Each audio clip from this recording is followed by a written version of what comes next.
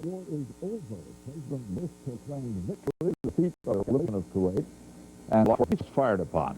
He said Iraq must immediately return all prisoners and comply with all the other United Nations Security Council resolutions. And there are intimations tonight that Iraq, in a letter signed by its foreign minister, has done so. This war, the president said, is behind us. It turns out that President Bush, like much of the rest of the country, watched on television a briefing given in Riyadh, Saudi Arabia in the afternoon by the U.S. commander, General H. Norman Schwarzkopf. It was after hearing that briefing that Mr. Bush called in his war advisors in Washington. He was told by General Colin Powell that all the Allied military objectives have been met. The president said, well, then I'd like to announce the war is over. And he said, I'd like to do it tonight. And he did. General Schwarzkopf's briefing, which so impressed the president, impressed everybody else who heard it too. It amounted to a fascinating inside history of the war, from day one of the American deployment to the final victory, with details of the secret strategy that brought the victory so swiftly. If you didn't hear General Schwarzkopf's briefing for yourself, you may want to hear it now. Good evening, ladies and gentlemen. Thank you for being here. I promised some of you all a few days ago that as soon as the opportunity presented itself, I would give you a complete rundown on what we were doing and, more importantly, why we were doing it, the strategy behind what we were doing. I've been asked by Secretary Cheney to do that this evening, and so if you will bear with me, we're going to go through a briefing. I apologize to the folks over here who won't be able to see the charts, but we're going to go through a complete briefing of the operation.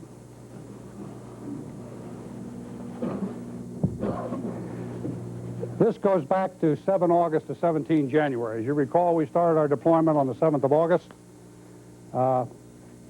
Basically, what we started out against was a couple of 100,000 Iraqis that were in the Kuwait theater of operation. I don't have to remind you all that we brought over initially defensive forces in the form of the 101st, the 82nd, the 24th Mechanized Infantry Division, the 3rd Armored Cavalry, and in essence we had them arrayed to the south behind the Saudi task force. Also, there were Arab forces over here in this area arrayed in defensive positions, and that in essence is the way we started.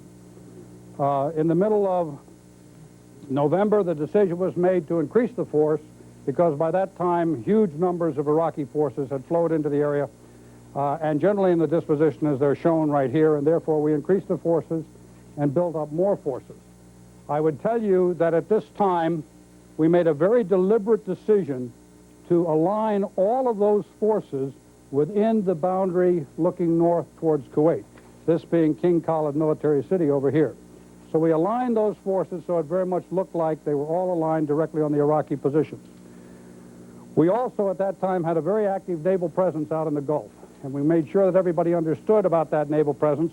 One of the reasons why we did that is because it became very apparent to us early on that the Iraqis were quite concerned about an amphibious operation across the shores to liberate Kuwait, this being Kuwait City. They put a very, very heavy barrier of infantry along here, and they proceeded to build an extensive barrier that went all the way across the border, down and around and up the side of Kuwait. So basically, the problem we were faced with was this. When you looked at the troop numbers, they really outnumbered us about 3 to 2. And when you consider the number of combat service support people we had, that's logisticians and that sort of thing in our armed forces, as far as fighting troops, we were really outnumbered 2 to 1. In addition to that, they had about 4,700 tanks versus our 3,500 when the buildup was complete, and they had a great deal more artillery than we do. I think any student of military strategy would tell you that in order to attack a position, you should have a ratio of approximately 3 to 1 in favor of the attacker. And in order to attack a position that is heavily dug in and barricaded, such as the one we had here, you should have a ratio of 5 to 1 in the way of troops in favor of the attacker. So you can see basically what our problem was at that time. We were outnumbered as a minimum 3 to 2 as far as troops were concerned. We were outnumbered as far as tanks were concerned, and we had to come up with some way to make up the difference. Next chart, please. I apologize for the busy nature of this chart, but I think it's very important for you to understand exactly what our strategy was. What you see here is a color coding where green is a go sign or a good sign as far as our forces are concerned. Yellow would be a caution sign, and red would be a stop sign. Green represents units that have been attrited below 50% strength. The yellow are units that are between 50 and 75% strength, and of course the red are units that are over 75% strength. What we did, of course, was start an extensive air campaign, and I briefed you in quite some detail on that in the past. One of the purposes I told you at that time of that extensive air campaign was to isolate the Kuwaiti theater of operation by taking out all the bridges and supply lines that ran between the north and the southern part of Iraq. That was to prevent reinforcement and supply coming into the southern part of Iraq and the Kuwaiti theater of operation. We also conducted a very heavy bombing campaign, and many people questioned why the extensive bombing campaign. This is the reason why. It was necessary to reduce these forces down to a strength that was that made them weaker, particularly along the front line barrier that we had to go through. We continued our heavy operations out in the sea because we wanted the Iraqis to continue to believe that we were going to conduct a massive amphibious operation in this area. And I think many of you recall the number of amphibious rehearsals we had, to include Imminent Thunder, that was written about quite extensively for many reasons. But we continued to have those operations because we wanted him to concentrate his forces, which he did. I think this is probably one of the most important parts of the entire briefing I could talk about. As you know, very early on, we took out the Iraqi Air Force. We knew that he had very, very limited reconnaissance means, and therefore when we took out his Air Force, for all intents and purposes, we took out his ability to see what we were doing down here in Saudi Arabia. Once we had taken out his eyes, we did what could best be described as the Hail Mary play in football. I think you recall when the quarterback is desperate for a touchdown at the very end, what he does is he steps up behind the center, and all of a sudden every single one of his receivers goes way out to one flank, and they all run down the field as fast as they possibly can and into the end zone, and he lobs the ball. In essence, that's what we did. When we knew that he couldn't see us anymore, we did a massive movement of troops all the way out to the west, to the extreme west, because at that time we knew that he was still fixed in this area with the vast majority of his forces, and once the air campaign started, he would be incapable of moving out to counter this move, even if he knew we made it. There were some addition of troops out in this area, but they did not have the capability nor the time to put in the barrier that had been described by Saddam Hussein as an absolutely impenetrable tank barrier that no one would ever get through. I believe those were his words.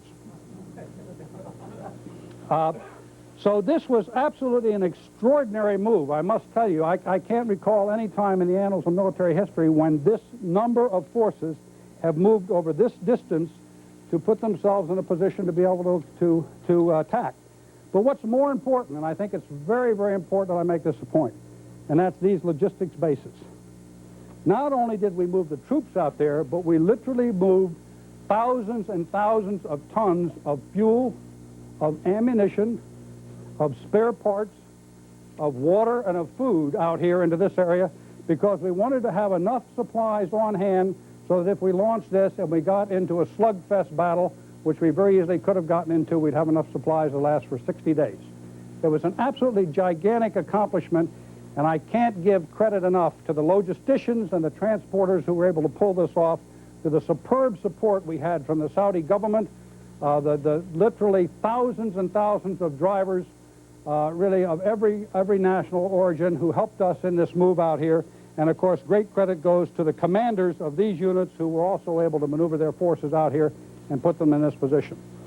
But as a result, by the 23rd of February, what you found is this situation. The front lines had been attrited down to a point where all of these units were at 50% or below.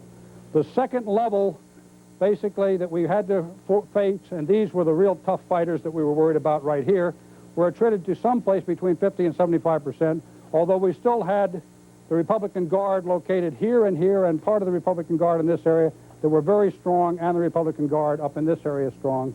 And we continued to hit the bridges all across this area to make absolutely sure that no more reinforcements came into the the battle. This was a situation on the 23rd of February. Next, please. Oh, wait, I'm sorry. I shouldn't forget these fellows. That SF stands for Special Forces. We put Special Forces deep into the enemy territory. They went out on strategic reconnaissance for us, and they let us know what was going on out there, and they were the eyes that were out there, and very important that I not forget those folks. Next, please.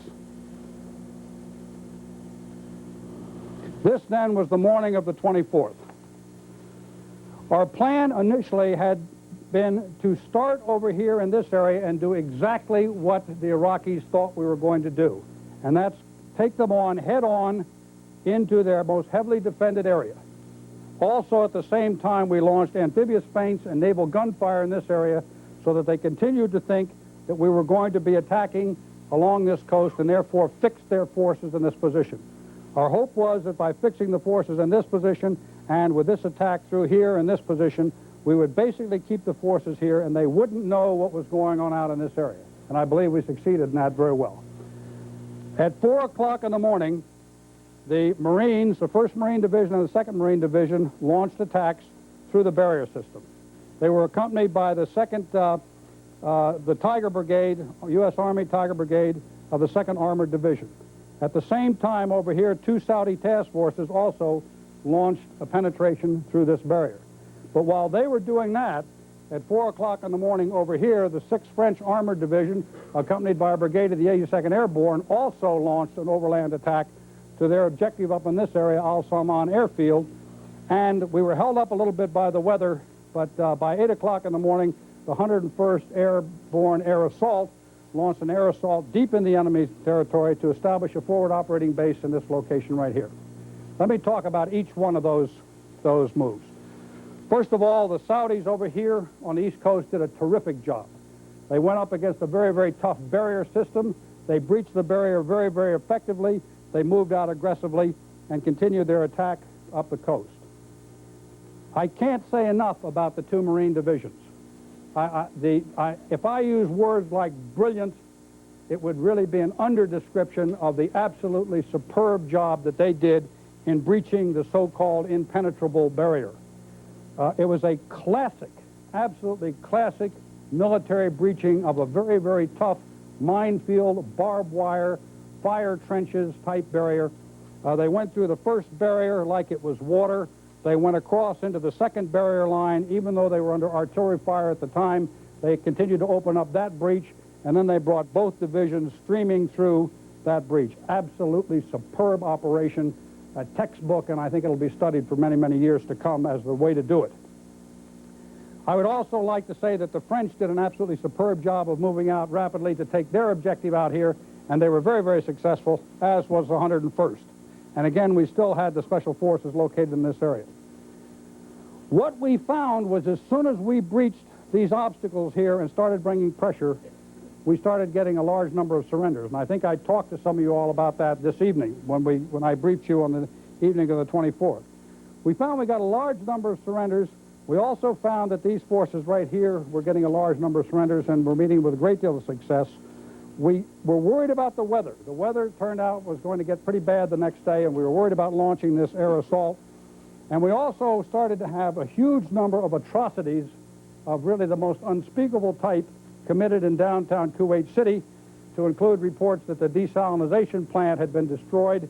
And when we heard that, we were quite concerned about what might be going on. Based upon that and the situation as it was developing, we made a decision that rather than wait the following morning to launch the remainder of these forces, that we would go ahead and launch those forces that afternoon. Next. So this was a situation you saw the afternoon of the 21st. The Marines continued to make great progress going through the breach in this area and were moving rapidly north. The Saudi task force on the East Coast was also moving rapidly to the north and making very, very good progress. We launched another Egyptian Arab force in this location and another Saudi force in this location, again to penetrate the barrier, but once again to make the enemy continue to think that we're doing exactly what he wanted us to do, and that's make a headlong assault into a very, very tough barrier system, a very, very tough mission for these folks here. But at the same time, what we did is continued to attack with the French. We launched an attack on the part of the entire 7th Corps, where the 1st Infantry Division went through, breached an obstacle and minefield barrier here, established quite a large breach through which we passed the 1st British Armored Division. At the same time, we launched the 1st Armored Division, the 3rd Armored Division, and because of our deception plan and the way it worked, we didn't even have to worry about a barrier. We just went right around the enemy and were behind him in no time at all. And the 2nd Armored Cavalry Division. And I ought to talk, and the 24th Mech Division also launched out here in the far west, and I ought to talk about the 101st because this is an important point. Once the 101st had their forward operating base established here, they then went ahead and launched into the Tigris and Euphrates Valley. There's a lot of people who are still saying that the object of the United States of America was to capture Iraq and cause a downfall of the entire country of Iraq. Ladies and gentlemen, when we were here, we were 150 miles away from Baghdad, and there was nobody between us and Baghdad. If it had been our intention to take Iraq, if it had been our intention to destroy the country, if it had been our intention to overrun the country, we could have done it unopposed for all intents and purposes from this position at that time. But that was not our intention. We had never said it was our intention. Our intention was purely to eject the Iraqis out of Kuwait and destroy the military power that had come in here. So this was the situation at the end of February the 24th in the afternoon. Next, please. The next 2 days went exactly like we thought they would go. The Saudis continued to make great progress up on the eastern flank, keeping the pressure off the Marines on the flank here. The Special Forces went out and started operating small boat operations out in this area to help clear mines, but also to threaten the flanks here and to continue to make them think that we were, in fact, going to conduct amphibious operations. The Saudi forces that came in and took and Arab forces that came in and took these 2 initial objectives turned to come in on the flank heading towards Kuwait City, located right in this area here. The British UK passed through and continued to attack up this flank, and of course the 7th Corps came in and attacked in this direction as shown here. The 24th Infantry Division made an unbelievable move all the way across into the Tigris and Euphrates Valley and proceeded in blocking this avenue of egress out, which was the only avenue of egress left because we continued to make sure that the bridges stayed down. So there was no way out once the 24th was in this area, and the 101st continued to operate in here. The French, having succeeded in achieving all of their objectives, then set up a flanking position, a flank guard position here to make sure that no forces could come in and get us from the flank. By this time, we had destroyed or rendered completely ineffective over 21 Iraqi divisions. Next, please. And of course, that then brings us to today. Where we are today is we now have a solid wall across the north of the 18th Airborne Corps, consisting of the units shown right here, attacking straight to the east. We have a solid wall here again of the 7th Corps, also attacking straight to the east. The forces that they are fighting right now are the forces of the Republican Guard. Again, today we had a very significant day when the Arab forces coming from both the west and the east closed in and moved into Kuwait City, where they are now in the process of clearing Kuwait City entirely and assuring that it's absolutely secure. The 1st Marine Division continues to hold Kuwaiti International Airport. The 2nd Marine Division continues to be in a position where it blocks any egress out of the city of Kuwait so no one can leave. To date, we have destroyed over 29, destroyed or rendered inoperable. I don't like to say destroyed because that gives you the visions of absolutely killing everyone, and that's not what we're doing. But we have rendered completely ineffective over 29 Iraqi divisions, and the gates are closed. There is no way out of here. There is no way out of here, and the enemy is fighting us in this location right here. We continue, of course, to have overwhelming air power. The air has done a terrific job from start to finish in supporting the ground forces, and we also have had great support from the Navy, both in the form of naval gunfire and in the support of carrier air. That's the situation at the present time. Next, please.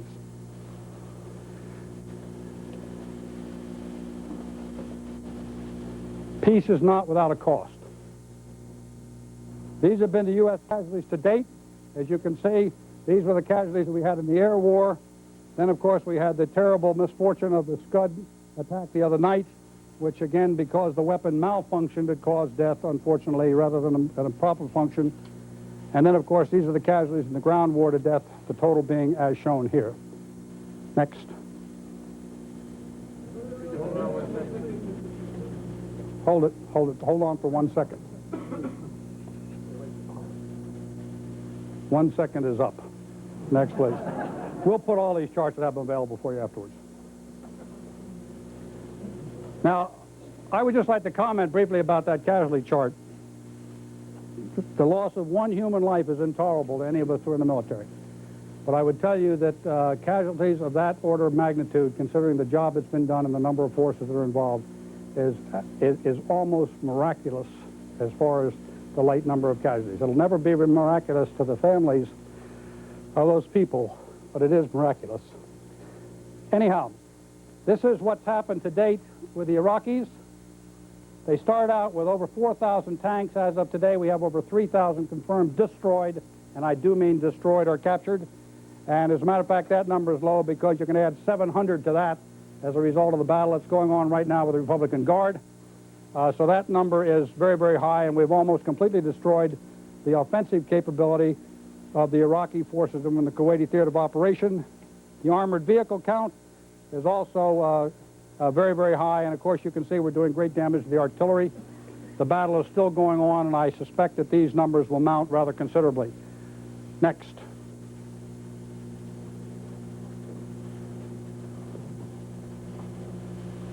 I wish I could give you a better number on this. To be very honest with you, this is just a wild guess. It's an estimate that was sent to us by the field today at noontime, but the prisoners out there are so heavy and so extensive, and obviously we're not in the business of going around counting noses at this time to determine precisely exactly what the exact number is. But we're very, very confident that we have well over 50,000 prisoners of war at this time, and that number is mounting on a continuing basis. I would remind you that the war is continuing to go on. Even as we speak right now, there's fighting going on out there.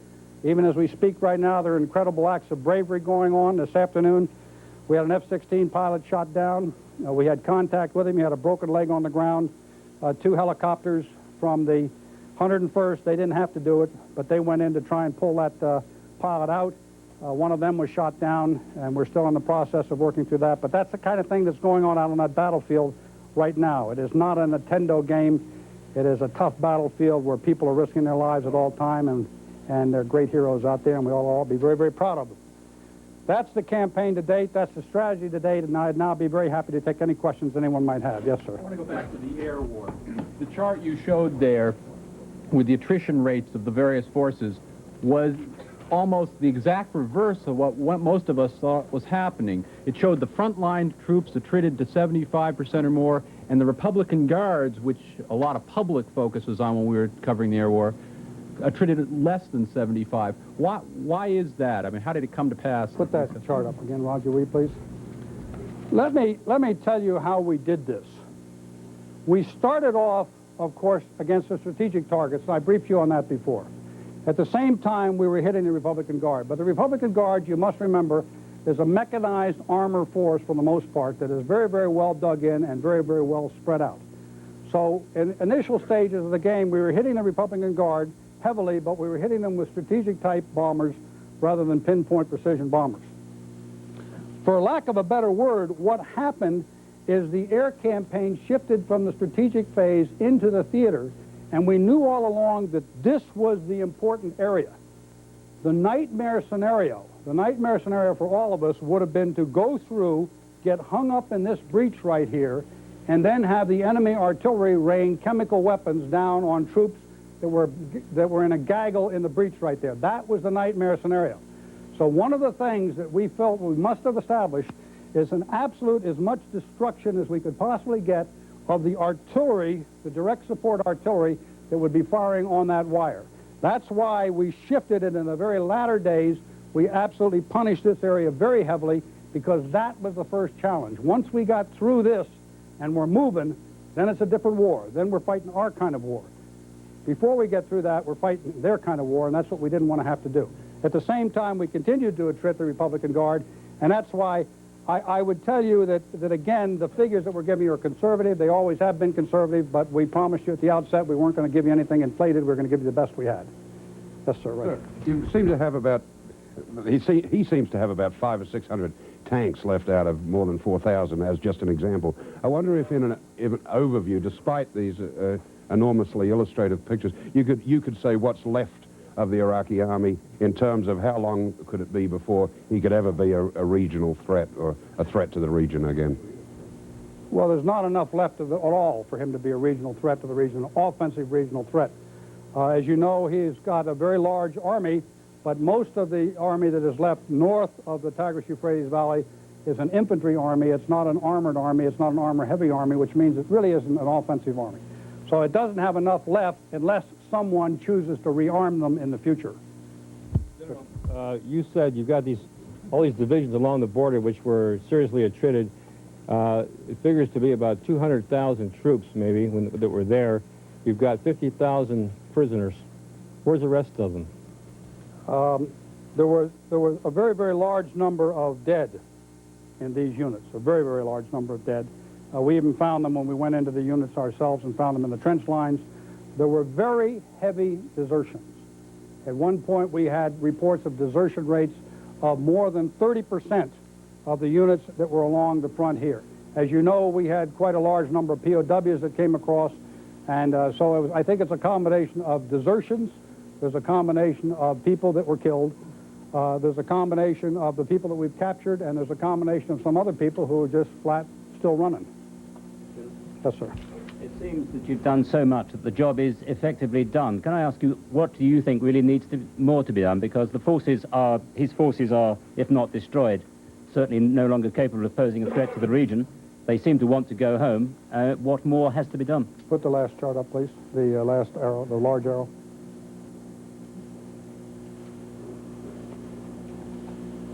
If I'm to accomplish the mission that I was given, and that's to make sure that the Republican Guard is rendered incapable of conducting the type of heinous act that they've conducted so often in the past, what has to be done is these forces continue to attack across here and put the Republican Guard out of business. We're not in the business of killing them. We have PSYOPs aircraft up. We're telling them over and over again, all you got to do is get out of your tanks and move off, and you will not be killed. But they're continuing to fight, and as long as they continue to fight, we're going to continue to fight with them. Yes, back here. General, that move on the extreme left, which got within 150 miles of Baghdad, was it also part of the plan that the Iraqis might have thought that it was going to Baghdad, and would that have contributed to the deception? I wouldn't have minded at all if they'd gotten a little bit nervous about it. I really, and I mean that very sincerely. I would have been delighted if they'd gotten very, very nervous about it. Frankly, I don't think they ever knew it was there. I think they never knew it was there until the door had already been closed on them. Yeah, right through here. General, I'm wondering how much resistance there still is in Kuwait. And I'm wondering what you would say to people who would say the purpose of this war was to get the Iraqis out of Kuwait, and they're now out. What would you say to that public that is thinking that right now? I would say that there was a lot more purpose of this war than just get the Iraqis out of Kuwait. The purpose of this war was to enforce the resolutions of the United Nations. There are some 12 different resolutions of the United Nations, not all of which have been accepted by Iraq to date, as I understand it. Okay? But I got to tell you that in the business of the military, of a military commander, my job is not to go ahead and at some point say, well, that's great, they've just now pulled out of Kuwait. Even though they're still shooting at us, they're moving backwards, and therefore I've accomplished my mission. That's not the way you fight it, and that's not the way I would ever fight it. Back in the back, please. Yeah, so you talked about heavy press coverage of imminent thunder early on and how it helped fool the Iraqis into thinking that it was a serious operation. I wondered if you could talk about other ways in which the press contributed to the campaign. I don't want to. I would rather not. First of all, I don't want to characterize imminent thunder as being only a deception, because it wasn't. We had every intention of conducting amphibious operations if they were necessary, and that was a very, very real rehearsal, as were the other rehearsals. I guess the one thing I would say to the press that I was delighted with is in the very, very early stages of this operation, when we were over here building up and we didn't have very much on the ground, you all were giving us the credit for a whole lot more over here. And as a result, that gave me quite a feeling of confidence that we might not be attacked quite as quickly as I thought we were going to be attacked. Other than that, I would not like to get into the remainder of the question. Over here. Yes, sir. General, what kind of fight is going on with the Republican Guard? And is there any more fighting going on in Kuwait, or is Kuwait essentially out of the action? No. The type of fight that's going on with the Republican Guard right now is just a classic tank battle. You've got fire and maneuver. You've got They are continuing to fight and shoot at us as our forces move forward, and our forces are in the business of outflanking them, taking them from the rear, using our attack helicopters, using our advanced technology. I would tell you that one of the things that has prevailed, particularly in this battle out here, is our technology. We had great weather for the air war, but right now and for the last 3 days, it's been raining out there, it's been dusty out there, there's black smoke and haze in the air. It's an infantryman's weather. God loves the infantryman, and that's just the kind of weather the infantryman likes to fight in. But I would also tell you that our sights have worked fantastically well in their ability to acquire, through that kind of dust and haze, the enemy targets. And the enemy sights have not worked that well. As a matter of fact, we've had several anecdotal reports today of enemy who were saying to us that they couldn't see anything through their sights, and all of a sudden their tank exploded when their tank was hit by our sights. So that's one of the indications of what's going on. There's no air support, or are you saying the... Very tough, a very, very tough air environment. Obviously, as this box gets smaller and smaller, okay, in the bad weather, it gets tougher and tougher to use the air, and therefore the air is acting more in an interdiction role than any other. Back in the back, yes, sir. Yes, General, French journalist, could you tell us why the French, who went very fast in the desert in the first day, stopped in Salman and were invited to stop fighting after 36 hours? Well, that's not exactly a correct statement. The French mission, okay, on the first day was to protect our left flank. What we were interested in is making sure we confine this battlefield, both on the right and the left, and we didn't want anyone coming in and attacking these forces, which was the main attack, coming in from their left flank. So the French mission was to go out and not only seize Al-Salman, but to set up a screen across our left flank, which was absolutely vital to ensure that we weren't surprised. So they definitely did not stop fighting. They continued to perform their mission, and they performed it extraordinarily well. Yes, sir. When Iraq's Air Force disappeared very early in the air war, there was speculation they might return to provide cover during the ground war. Were you expecting that? Are you surprised they never showed themselves again? I was not expecting it. We were not expecting it, but I would tell you that we never discounted it, and we were totally prepared in the event it happened. Have they been completely destroyed? Where are they? There's not an airplane that's flown. I'll tell you where there are. A lot of them are dispersed throughout civilian communities in Iraq. We have a lot of indication. We have proof of that, as a matter of fact. Yeah, right here. How many divisions of the Republican Guard now are you fighting? And any idea how long that will take? We're probably fighting on the order of... we fought, there were a total of 5 of them up here, okay? One of them we had probably destroyed yesterday. We probably destroyed 2 more today, and I would say that leaves us a couple that we're in the process of fighting right now. Yeah. Could I ask you 2 questions? First, did you think that this would turn out? I realize a great deal of strategy and planning went into it, but when it took place, did you think this would turn out to be such an easy cakewalk as it seems? And secondly, what are your impressions of Saddam Hussein as a military strategist?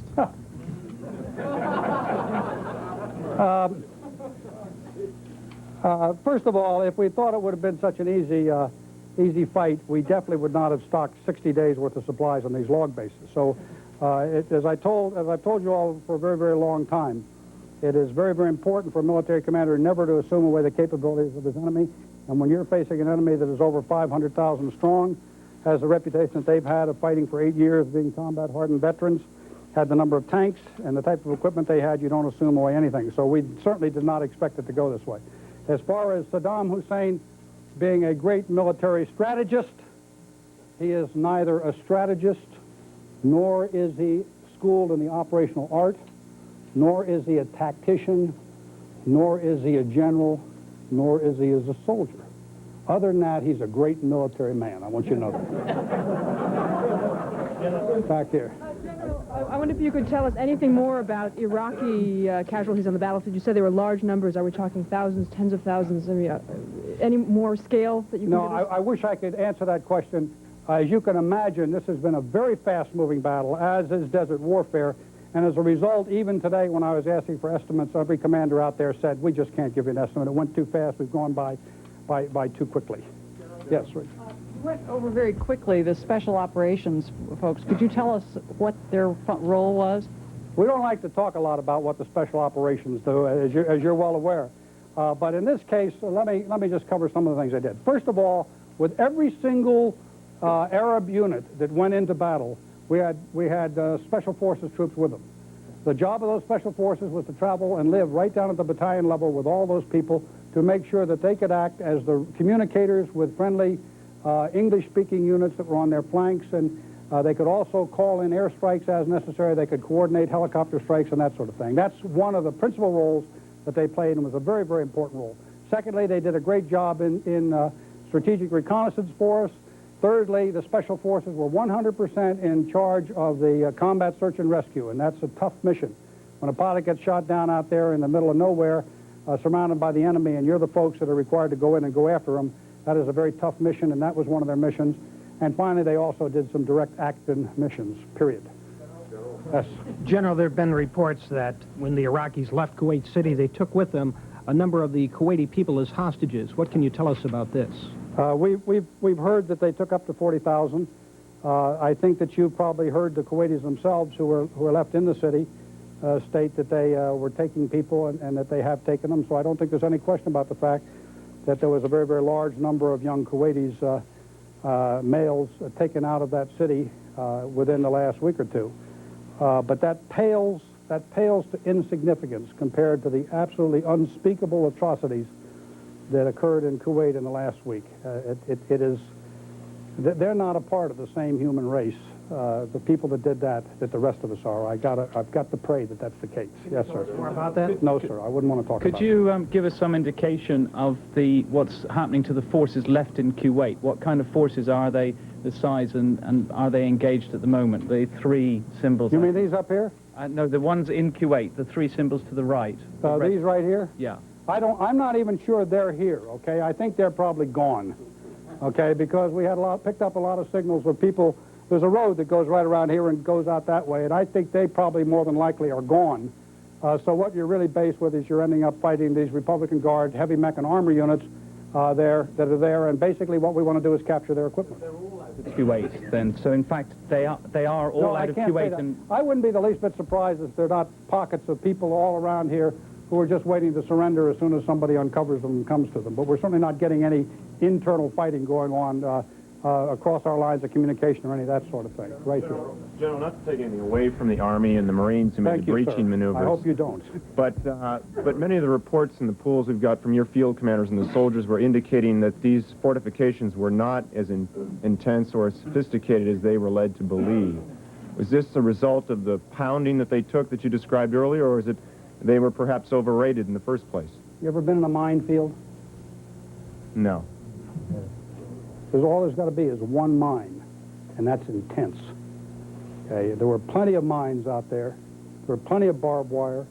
There were fire trenches that most of which we set off ahead of time, but there were still some that were out there. The Egyptian forces had to go through fire trenches. There were a lot of booby traps, a lot of barbed wire. Not a fun place to be. I got to tell you, probably one of the toughest things that anyone ever has to do is to go up there and walk into something like that and go through it, and consider that while you're going through it and clearing it, at the same time you're probably under fire by the enemy artillery. That's all I can say. Was it less severe than you had even expected? I mean, were you expecting even worse? It was less severe than we expected, but one of the things I attribute that to is the fact that we went through extensive measures to try and make it less severe. Okay, and we really did. I didn't mean to be facetious with my answer. I just got to tell you that is a very tough mission for any person to do, particularly in a minefield. Yes, sir. General, is the Republican Guard your only remaining military objective in Iraq? And I gather there have been some heavy engagements. How would you rate this army you've faced from the Republican Guard on down?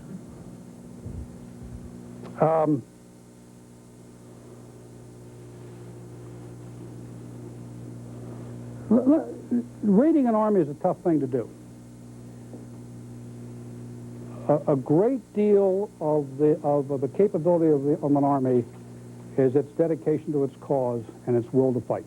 You can have the best equipment in the world, you can have the largest numbers in the world, but if you're not dedicated to your cause, if you don't have a will to fight, then you're not going to have a very good army. One of the things that we learned right prior to the initiation of the campaign that, of course, contributed, as a matter of fact, to the timing of the ground campaign is that so many people were deserting, and I think you've heard this, that the Iraqis brought down execution squads whose job was to shoot people, okay, in the front lines. And I got to tell you what, a soldier doesn't fight very hard for a leader who is going to shoot him, okay, on his own whim. That's not what military leadership is all about. And so I attribute a great deal of the failure of the Iraqi army to fight to their own leadership. They committed them to a cause that they did not believe in. They all are saying that they didn't want to be there. They didn't want to fight their fellow Arab. They were lied to. They were deceived, and when they went into Kuwait, they didn't believe in the cause. And then after they got there, they had a leadership that was so uncaring for them, okay, that they didn't properly feed them, they didn't properly give them water, and in the end, they kept them there only at the point of a gun. So I can't, now the Republican Guard is entirely different. The Republican Guard are the ones that went into Kuwait in the first place. They get paid more, they get treated better, and oh, by the way, they also were well to the rear here, okay? So they could be the first ones to bug out, okay, when the battlefield started folding, while these poor fellows up here who didn't want to be here in the first place bore the brunt of the attack. Well, that didn't happen. Yes, sir. Could you tell us something about the British involvement and perhaps comment on today's report of 10 dead through friendly fire? Yeah. The British, I've got to tell you, have been absolutely superb members of this coalition from the outset. I have a great deal of admiration and respect for all the British that are out there, and particularly General Sir Peter de la Ville, who is not only a great general, but he's also become a very close personal friend of mine. They played a very, very key role in the movement of the main attack. I will tell you that what they had to do is go through this breach in one of the tougher areas because I told you they had reinforced here and there were a lot of forces here, and what the Brits had to do was go through the breach and then set up the block so that the main attack could continue on without forces over here, the mechanized forces over here, attacking that main attack in the flank. And that was the principal role of the British. They did it absolutely magnificently, and then they immediately followed up in the main attack, and they're still up there fighting right now. So they just did a great job. Yeah, right here. These 40,000 Kuwaiti hostages taken by the Iraqis, where are they right now? That's quite a few people. Are they in the line of fire? Do we know where they are? No. We were told, and again, and this is, a lot of this is anecdotal, okay? We were told that they were taken back to Basra. We were also told that some of them were taken all the way back to Baghdad. We were told 100 different reasons why they were taken. Number one, to be a bargaining chip if the time came when bargaining chips were needed. Another one was for retribution because, of course, at that time Iraq was saying that these people were not Kuwaitis, these were citizens of Iraq, and therefore they could do anything they wanted to with them. So I just pray that they'll all be returned safely before long. Yes, sir. Right. General, the other day on television, the deputy Soviet foreign minister said that they were talking again already about rearming the Iraqis. And there's some indication that the United States as well believes that Iraq needs to have a certain amount of armament to retain a balance of power. Do you feel that your troops are in jeopardy finishing this off when already the politicians are talking about rearming the Iraqis? How do you feel about that? Well, I certainly don't want to discuss, what the deputy foreign minister of the Soviet Union says. That's way out of my field. I would tell you that I'm one of the first people that said at the outset that it's not in the best interest of peace in this part of the world to destroy Iraq. And I think the President of the United States has made it very clear from the outset that our intention is not to destroy Iraq or the Iraqi people. I think that everyone has every right to legitimately defend themselves. But the one thing that's come through loud and clear over and over and over again to the people that have flown over Iraq, to the pilots that have gone in against their military installations, when you look at the war machine that they built, that war machine definitely was not a defensive war machine, and they demonstrated that more than adequately when they overran Kuwait and then called it a great military victory. Yeah. General, before starting the land phase, how much were you concerned by the Iraqi planes coming back from Iran? And do we know what happened to the Iraqi helicopters? No, as I said before, we were very concerned about the return of the Iraqi planes from Iran, but we were prepared for it. We've been completely prepared for any type of air attack that the Iraqis might throw against us, and oh, by the way, we're still prepared for it. We're not going to let down our guard for one instant, so long as we know that capability is there, until we're sure that this whole thing is over. The helicopters are another very interesting story, and that's we knew where the helicopters were. They traditionally put their helicopters near some of their other outfits, and we tracked them very carefully. But what happened is, despite the fact that the Iraqis claim that we indiscriminately bombed civilian targets, they took their helicopters and dispersed them all over the place in civilian residential areas just as fast as they possibly could. But quite a few of them were damaged on airfields, those that we could take on airfields, but the rest of them were dispersed. Back here. Yes, General, I'd like to ask you, you mentioned about the Saudi army forces. Could you elaborate about their role in the first day? I mean... about what? I'm sorry, sir. The role of Saudi army and their role from the first day? Yeah, the Saudi army, as I said, the first thing they did was we had this marine attack that was going through here, and of course we were concerned about the forces over here again hitting the flanks. That's one of the things you just don't want to have happen to your advancing forces. So this force over here, the Eastern Task Force, had to attack up the coast to pin these enemies in this location. The forces, again, the Saudi forces over in this area were attacked through here, again, to pin all the forces in this area, because we didn't want those forces moving in this direction, and we didn't want those forces moving in that direction. It's a tough mission, okay, because these people were being required to fight the kind of fight that the Iraqis wanted them to fight. It's a very, very tough mission. I would point out it wasn't only the Saudis. I tell you, it was the Saudis, it was the Kuwaitis, it was the Egyptians, it was the Syrians, it was the Emiris from the United Arab Emirates, it was the Bahrainis, it was the Qataris, and it was the Omanis.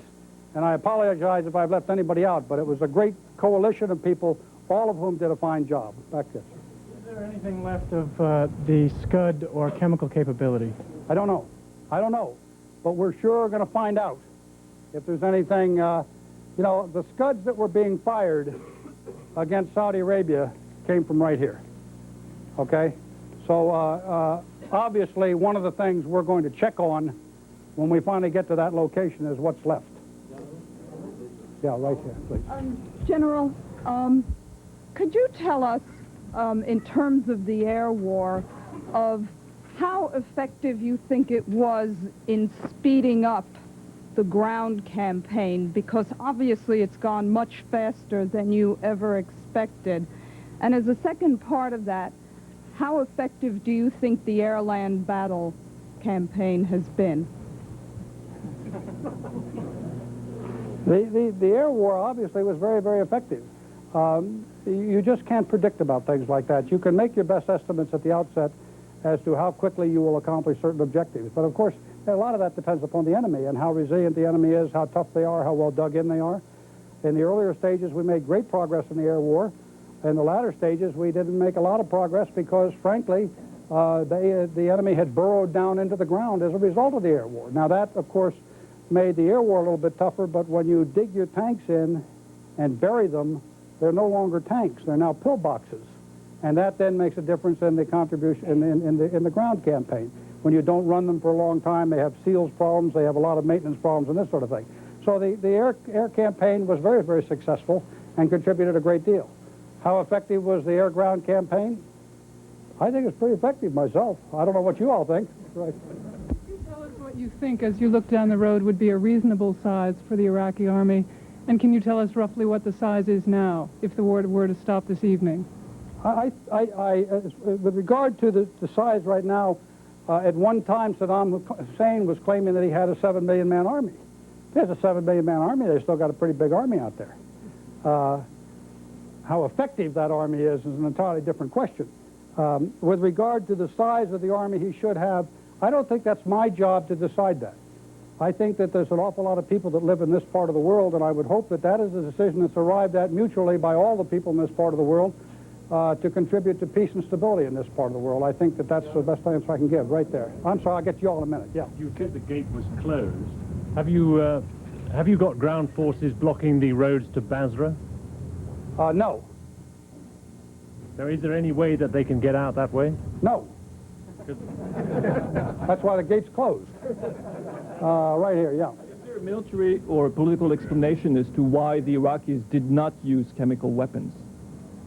We've had a lot of questions about why the Iraqis didn't use chemical weapons. And I don't know the answer. But I just thank God that they didn't. Is it possible they didn't use them because they didn't have time to react and they were defeated? Okay, you want me to speculate? I'll be delighted to speculate. Nobody can ever pin you down when you speculate. Number one, we destroyed their artillery. We went after their artillery big time. They had major desertions in their artillery, and the artillery that would have been, and that's how they would have delivered their chemical weapons, either that or by air, and we all know what happened to the air. So we went after their artillery big time, and I think we were probably highly, highly effective in going after their artillery. There's other people who are speculating that the reason why they didn't use chemical weapons is because they were afraid that if they used chemical weapons, there would be nuclear retaliation. There's other people that speculate that they didn't use their chemical weapons because their chemical weapons degraded, and because of the damage that we did to their chemical production facilities, they were unable to upgrade the chemicals within their weapons as a result of that degradation. That was one of the reasons, among others, why we went after their chemical production facilities early on in the strategic campaign. I'll never know the answer to that question, but as I say, thank God that they didn't. All the way back in the back. General, are you still bombing in northern Iraq? And if you are, what's the purpose of it now? Yes. I'm sorry. What's being achieved now? Military purposes that exactly the same things we were trying to achieve before. Okay, the war is not over, and you've got to remember people are still dying out there, okay? And those people that are dying are my troops, and I'm going to continue to protect those troops in every way I possibly can until the war is over. Yes, sir, right here. How soon after you've finally beaten those Republican Guards and the other forces who threaten you, will you move your troops out of Iraq, either into Kuwait or back into Saudi? That's not my decision to make. General, what are you doing to try and bring to justice the people responsible for the atrocities in Kuwait City? And also, could you comment on the friendly fire incident in which 9 Britons were killed? Yeah, I'm sorry, that was asked earlier and I failed to do that.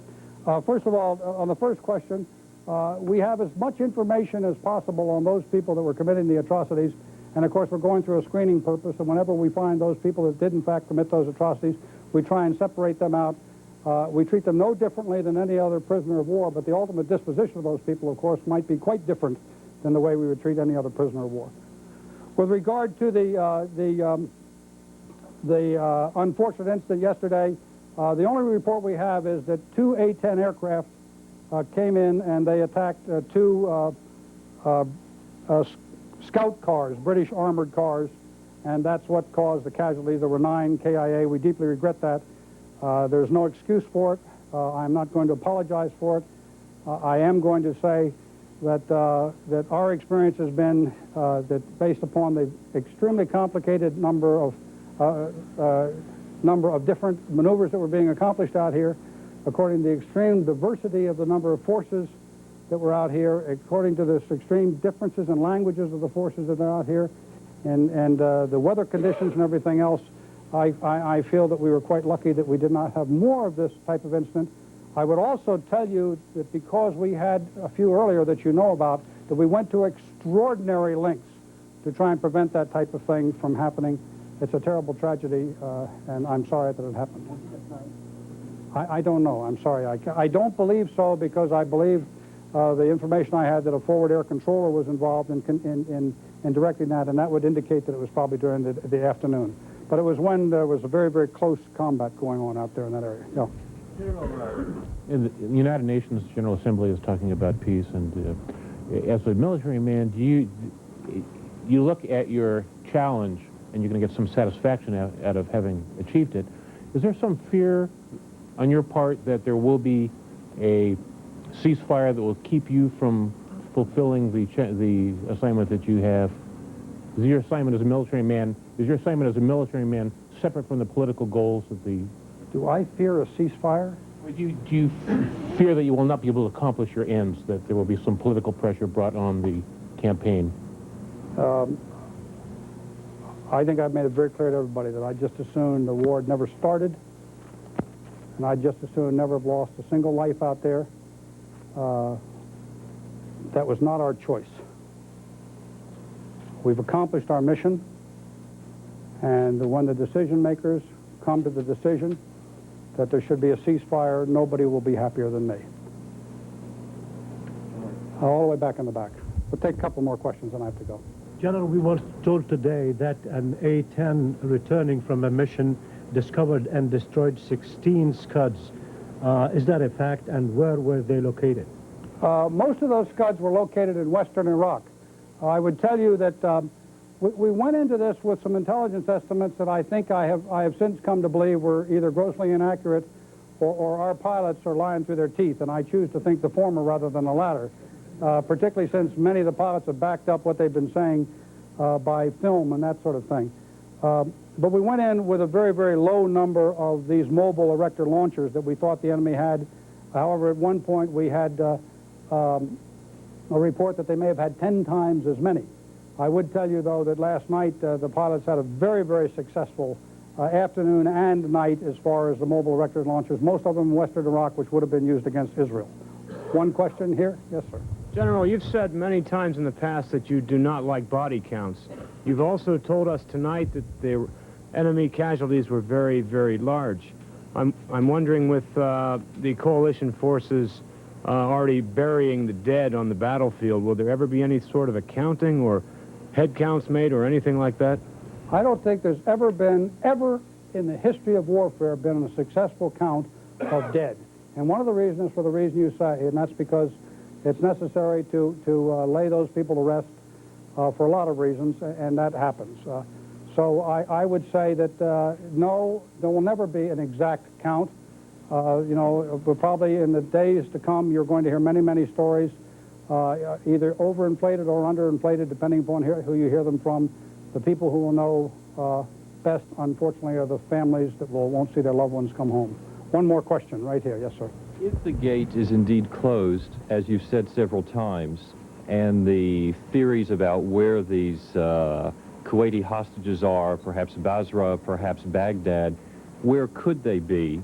And a quick second question, was the timing for the start of the ground campaign a purely military choice, or it was a military choice with political influence on the final choice of date? That's right.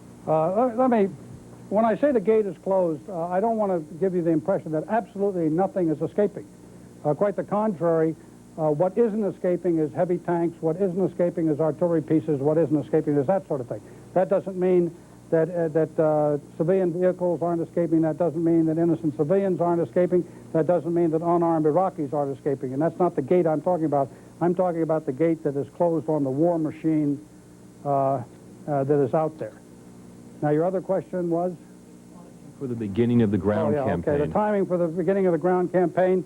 We made a military analysis of when that ground campaign should be conducted. I gave my recommendation to the Secretary of Defense and General Colin Powell. They passed that recommendation on to the President. The President acted upon that recommendation.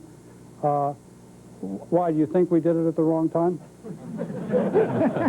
I'm wondering if your recommendation and analysis was accepted without change. I'm very thankful for the fact that the President of the United States has allowed the United States military and the coalition military to fight this war exactly as it should have been fought, and the President in every case has taken our guidance and our recommendations to heart and has acted superbly as the Commander-in-Chief of the United States. Thank you very much.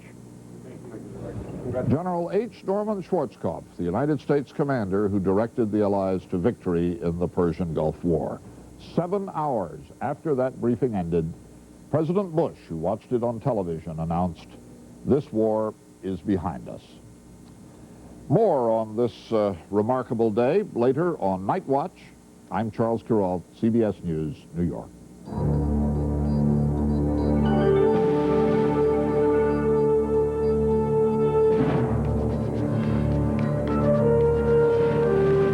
Stay with CBS News for continuing coverage of the war in the Gulf. This is CBS.